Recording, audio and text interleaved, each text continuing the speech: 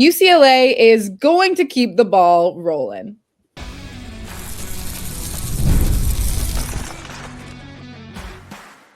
You are Locked On Women's Basketball, your daily podcast on women's basketball. Part of the Locked On Podcast Network, your team every day.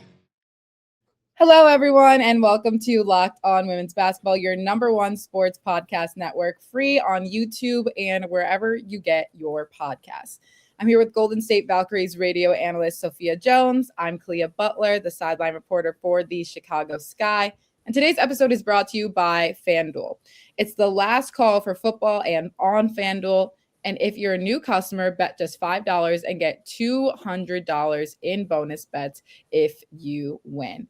Again, this is my last week to say that the Patriots are going to win. I mean, once you have Cardi B on your side, everything is just kind of working in your favor. In regards to what we are going to chat about here on Locked On Women's Basketball today, the McDonald's All-American rosters have been released. We'll get into a little bit of that and who to be looking out for when it comes to these high school players and your next player to be rooting for in college.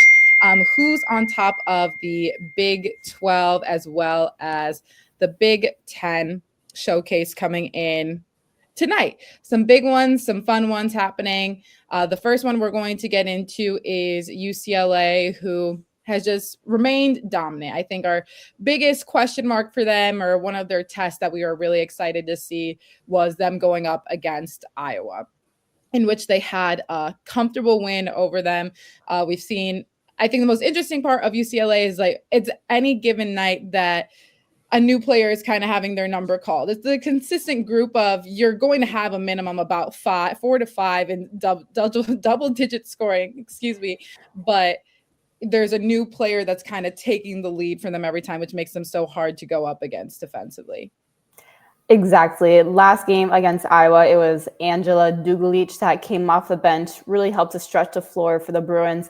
But UCLA has rarely had an uncomfortable win in a Big Ten play so far. Another really solid opportunity against Rutgers to keep the ball rolling.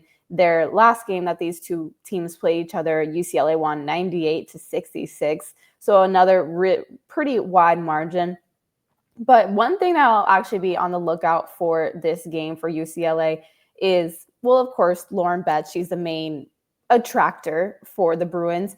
But she's been getting into a little bit of foul trouble these last couple of games, especially early on.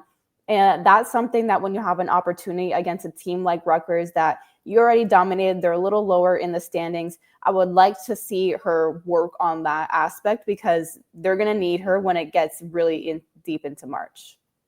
Absolutely. That's going to be a fun one, as we mentioned. When we're looking at just UCLA in general, they're on a 15-game winning streak. They're 11-0 in conference. Again, their only loss is coming to Texas. When you maybe look ahead, you have Rutgers today. When you're looking at the rest of their schedule, it's almost kind of feeling similar to UConn of, are they maybe going to have another true test? They're in a different conference. Obviously, the Big Ten is having way more threats than the Big East may have right now. But obviously, any given night, a team can show out and defeat them. But what is going to be the biggest proponent of UCLA just being able to seal the deal today? Well, I would say right away, make sure that Lauren Betts does not get into that early foul trouble. We saw that same story against Illinois, where that was actually one of the most competitive games that they played within the Big Ten, and Illinois thrived in just being the more physical and assertive team. So if Rutgers can do that, that's how they'll get the win. But for UCLA, they need to cut off their tap water right at the beginning and just assert themselves exactly like how they've been doing, using that depth and just scoring on all fronts. Yeah, like you were saying earlier, UCLA or any given team just taking other teams' baddie chains right off the bat. I like the new one of the tap water. Another game today, Maryland going up against Michigan State. Maryland has had a difficult stretch as of late. They're on a 4-game losing streak. They've been very highly ranked for a good portion of the season, and now they have dropped in the rankings. I believe they're sitting at 22 right now. Yes, which is correct. We've seen them as high as within the top 10. What is kind of the downfall for Maryland right now, and how can they try to bounce back against a Michigan State team who's also looking to get back into the winning column after dropping their game to Michigan? I would say injuries have been what really dissuaded them from that path that they were on early in the season. And again, Big Ten, very competitive. And as soon as they got into that, that's where you started to see some of the cracks form because of the injuries. And one of the ways I noticed that the most is with some of Maryland's late game execution. There are just a lot of these games that are very close down the stretch, but potentially due to some of the numbers that they have available or lack thereof and the injuries, they're just these that they're trickling off. Even looking at some of the recent losses in this 4-game losing streak, their most recent one, Oregon, only lost by 7 points. Against Washington, they lost by 3 points in double overtime. Before that, they lost to Iowa by 7 points in overtime. So there are a lot of these late game that they're not closing. Yeah, a lot of that going to come down to the execution, as you mentioned. But Aluchi Akinanwa has been the leader for them. She's averaging 17 points per game. She's probably been the most consistent scoring threat. But Michigan State, also a team that you can't obviously overlook when it comes to this conference. Rashonda Jones is one of the leading scorers for them, as well as Grace Van Sluten. What can you expect to see from the Michigan State side? They're in the same position where they want to have a bounce back win. They lost against Michigan. That rivalry that we discovered was a rivalry. So they lost that game in overtime. Another scenario where things could be cleaned up down the stretch. They only lost by 3, but Michigan State, they'll be at home. They can use that home court advantage to catch Maryland off guard. And when you get two teams together that both searching for a bounce back, they're both playing a little bit desperate potentially. You'll want to establish the tempo right out the gate, make the opponent call the first timeout. So I think that's what Michigan State needs to do in order to get this win. And then the last one we can look for tonight is going to be Nebraska and Michigan in the Big Ten. Michigan on a roll themselves. They're just coming off that win against Michigan State, as you mentioned, which is a rivalry game. We've talked about that triple threat when it comes to the sophomores. Olivia Olson and Silas Swords were both coming off significant games too against Michigan State. Nebraska on the other side, when you're talking about a team that has lacked some dominance in the late game execution, this is going to be another test for them, where Michigan is a team that can start to pull away from you late in the game. They definitely can. And for Nebraska, it has to be their defense that establishes a tone. That's how it's been the majority of the season for them. But Nebraska is a team that we've seen in and out of the AP top 25, but right now within the Big Ten, they are 5-6. So they're below 500. These are the games that start to have extra importance, because now you're thinking about potential seeding when it gets to March, because it's looking like, again, UCLA clear favorite. But if you're not an automatic bid, if you're not an at-large bid, how are you going to get yourselves in? And with a win against a number 8 Michigan, that would really be a resume booster.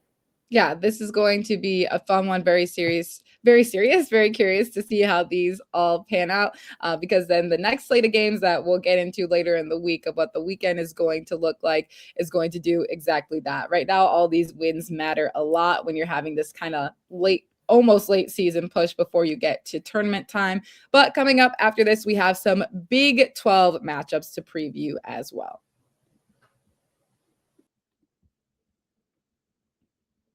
It's the last call for football on FanDuel. One final Sunday, one last kickoff. The final chance to get in on the action before the NFL season officially comes to a close. This is Super Bowl 60, and FanDuel is making sure you're right in the middle of it with a special offer just in time for the biggest game of the year. And it's always a good time to tune into the Super Bowl because obviously the New England Patriots are playing, and I'm sure you are more than likely rooting for them, but also Bad Bunny is performing at halftime. So if you're a music connoisseur, always a good time to just tune in. So whether you're backing the favorite, riding with the underdog, or building one last same game parlay, this is the game everyone's been waiting for. This is where predictions turn into plays, stats turn into storylines, and every snap feels bigger. It's the perfect way to cap off the season and make the Super Bowl even more exciting from kickoff to the final whistle. If you're a new customer, bet just $5 and get $200 in bonus bets if you win. Make it count because after the Super Bowl, the season is over. Last call for football on FanDuel, an official sportsbook partner of Super Bowl 60. Visit FanDuel.com to get started.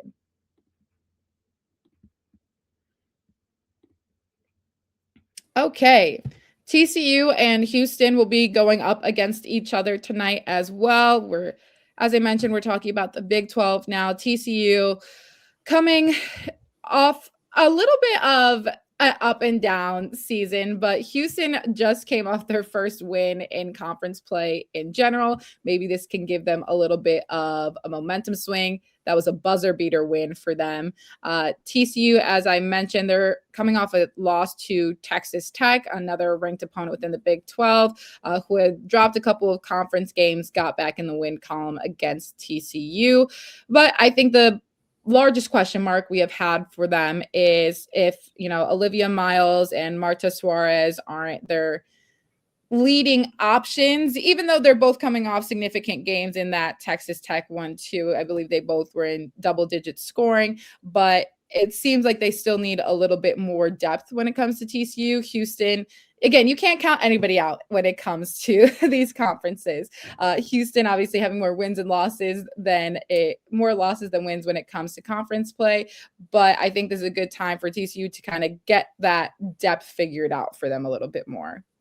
Exactly. These are the games that really give you more so an opportunity to work on those things that you want to clean up. So like you mentioned, getting a lot of other players involved aside from Olivia Miles, especially Olivia Miles is a very willing passer.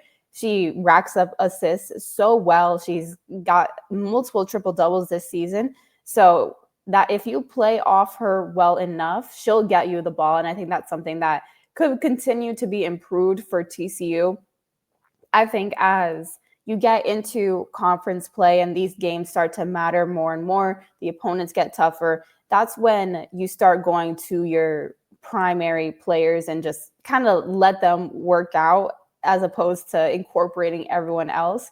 And so with Miles and Suarez, want to make sure that you're still having or replicating that same formula that worked so well during the non-conference season now that you're into conference.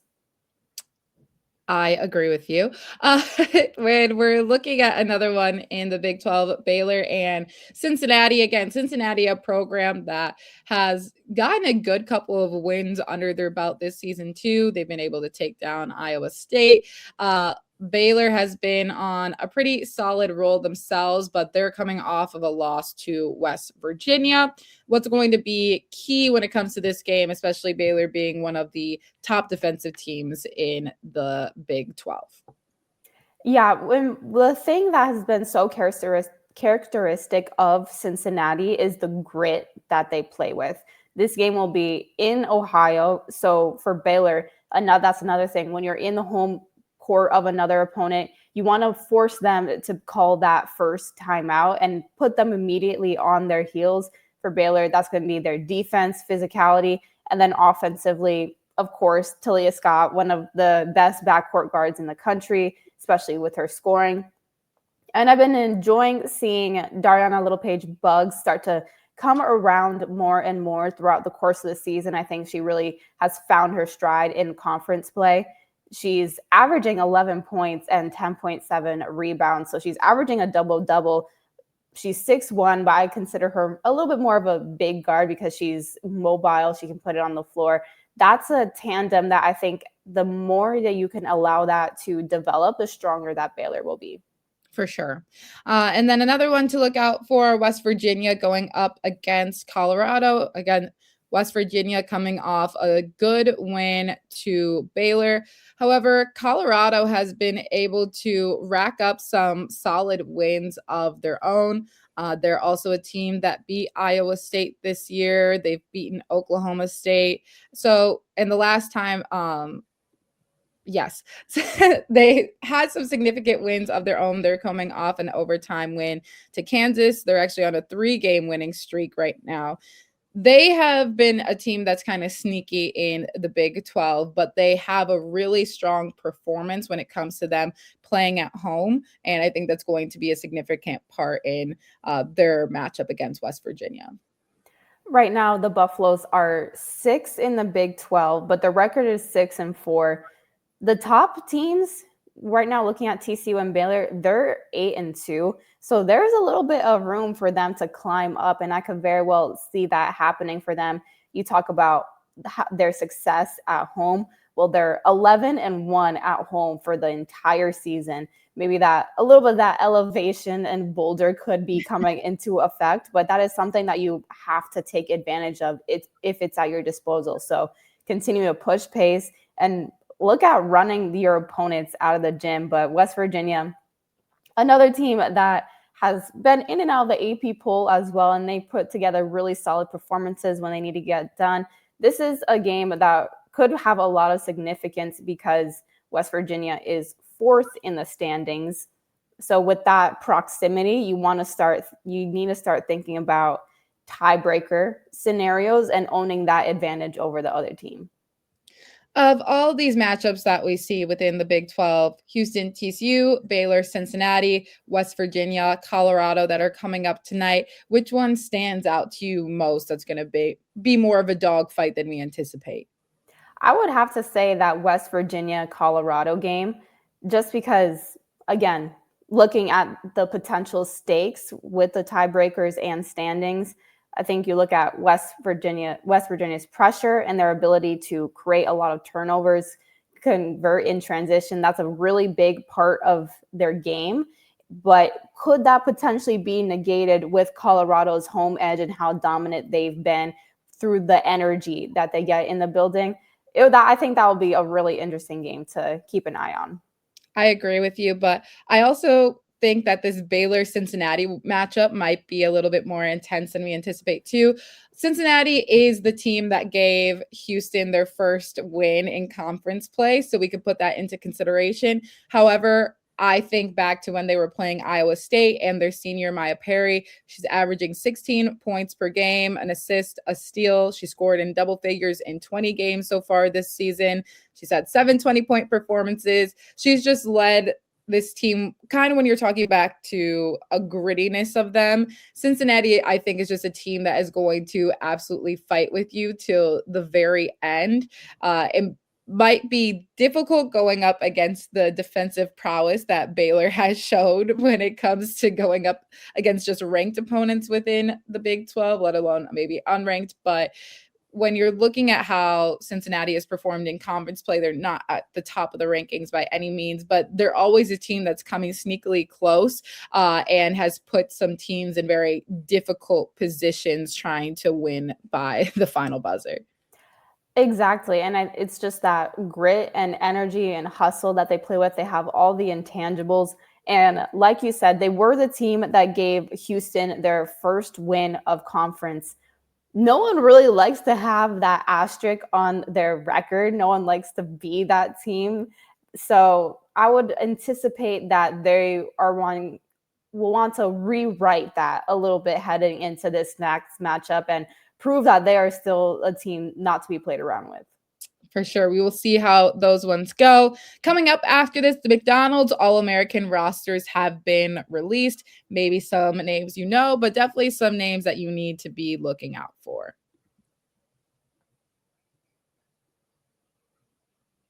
New year, new systems. This is a time when a lot of us look at the messier parts of our business and think there has to be a better way. And there is. Streamlining your communications is one of the quickest upgrades you can make. That's why today's episode is brought to you by Quo, spelled Quo, the smarter way to run your business communications. Because when your team is reachable, organized, and communicating in one place, you're not just working cleaner, you're creating more opportunities to connect with customers. Your whole team can call and text from one shared business number so nothing get missed. That is so key. No more excuses from other people that they didn't see something. It is all streamlined. So make this year the year where no opportunity, no customer slips away. Try Quo for free, plus get 20% off your first 6 months when you go to quo.com/lockedonnba. That's quo.com/lockedonnba. Quo, no missed calls, no missed customers.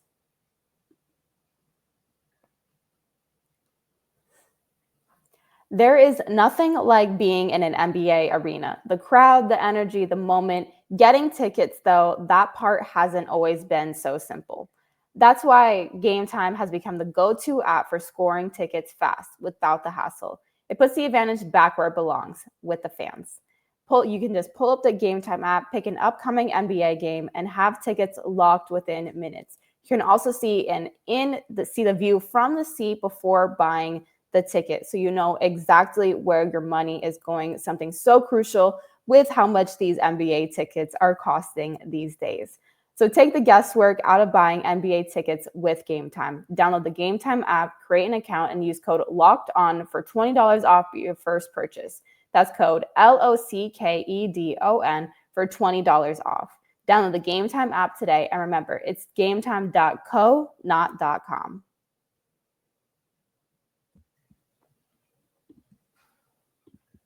Alrighty, some McDonald's All-Americans. And when we're taking a look at this list of players, they're divided East and West.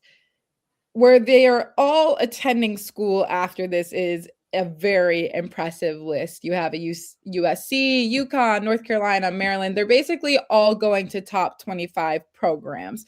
I think the one that really stands out on the list coming from the West is definitely Jersey Robinson, who is committed to South Carolina. She's been a recruit that a lot of people have been keeping their eye out for. Dawn Staley is very excited to have her. We've talked about her a little bit before. Sophia, what stands out to you most about Jersey Robinson? I see a little bit of Dawn Staley in her because there's just that competitor. You look at some of her games, you look at her highlights, and in all of them, you can just see that mentality that she has, that dog mentality. And I think that is what is really exciting about her, other than the fact that she's just a bucket. She can score all three levels, really shifty, and just overall has that confidence to her game that you don't see super often already developed at the high school level. But it'll be a really great platform to see her. And again, she's 6 foot, so she's essentially a big guard. But this will be a great opportunity to see her before she gets to South Carolina, because that was a really big commit for Dawn Staley. You mentioned that she's 6 foot. Let's take a look at some of the height too, because they're only getting bigger. We have 6 foot, 6'4". I think the tallest player on this list is 6'5", and then it's 6'1", 6'2". Nobody's little anymore. Everybody is a minimum of almost 6 foot. That is the median that we are starting to see. But this game is going to be played on March 31st at the Desert Diamond Arena in Glendale, Arizona. And one of the top-ranked seniors is Sanaya Hall. She's the headliner. She is USC's third #1 commit in just the last 4 years. That is very significant when we're looking at just Jazzy Davidson right now being able to come in and what she's done for this team as just a freshman. Obviously, the addition of being able to get Juju Watkins going again after her recovery from her ACL tear. USC is looking to be another dangerous team. They've had their up and downs this season, but when you're looking at the youth and by the time that they all form together, you have a freshman coming in, a sophomore, obviously next year she'll be a sophomore in Jazzy Davidson. You have a lot of youth that by the time they're 2-3 years into playing with each other, they're going to be a strong contender for a national championship. Yeah, and every #1 recruit that has entered that USC program, they have immediately been given a lot of freedom, which is something you don't see standard across a lot of freshmen in different programs. You saw it with Juju. We're seeing it now with Jazzy. I could expect something similar with Sanaya Hall, where she just gets that green light. But for this to be USC's third number one recruit in the last 4 years is extremely impressive to their recruiting profile. But this is it's a really exciting time, I think, for the Trojans, even looking at how they're doing this year with Jazzy Davidson at the helm. They're not doing terrible. Maybe, I mean, it's difficult because there is a lack of depth, and you don't have Juju Watkins, who is the reigning John Wooden Player of the Year. But I think that USC is really on the rise. I agree with you. And when we're just looking at basically who is the best state for basketball, but Texas and Kentucky actually led the way for college representation on the court. 3 players apiece named to the roster. 18 states are represented on these rosters in general. New York claiming 4 of the players, California 3, and Texas 2. New York doesn't surprise me. Obviously, one of the basketball helms, and when it's cold outside, it's perfect because this is an indoor sport. But the South and some of these warmer states being able to come into, I think when you're thinking of the South, you think football, all that stuff, but it's getting serious when it comes to women's basketball in particular. They are going after it. Definitely. Even for me on the AAU circuits, there were some of the top teams were always, you looked at some groups in Texas and you looked at some groups in California, also a little bit Northeast, DMV maybe, but there's a lot of talent, and I'm not, like you said, I'm not surprised New York is in the lead, and then California and Texas after. Even looking at some of our demographics for this show, those are the hotbeds on where people enjoy listening from. So it's great to see tradition and being continued. And I can imagine that it's only going to continue growing from there. We can only hope. I mean, when we're seeing what this McDonald's All-American roster looks like right now, imagining what it's going to look like in the next couple of years. I've already talked about how the median height right now is like 6 foot. I think everybody's understanding that everybody wants D1 kids now. And I can only imagine that in the next couple of years, the median is going to be 6'5", and it's just getting crazy. But it's really exciting to see from our perspective and the fact that we get to be here covering it all. But Sophia, you mentioned our fans across the board listening to us in all different states. We appreciate you. Thank you for tuning in today to Locked On Women's Basketball. Make sure you subscribe and follow Locked On Women's Basketball so you get all of the latest episodes. If you never miss an episode, the Everydayer Club is built for you. Get Locked On Women's Basketball ad-free, plus members only Discord access and more. Head to lockedonwomensbasketball.supercast to join the club. And for those of you on video, we send you to the first ever 24/7 National NBA YouTube channel. On audio, make sure you make your second listen NBA game night on Locked On NBA. But that does it for us today on Locked On Women's Basketball. Thank you guys so much for tuning in, and we will see you all again tomorrow.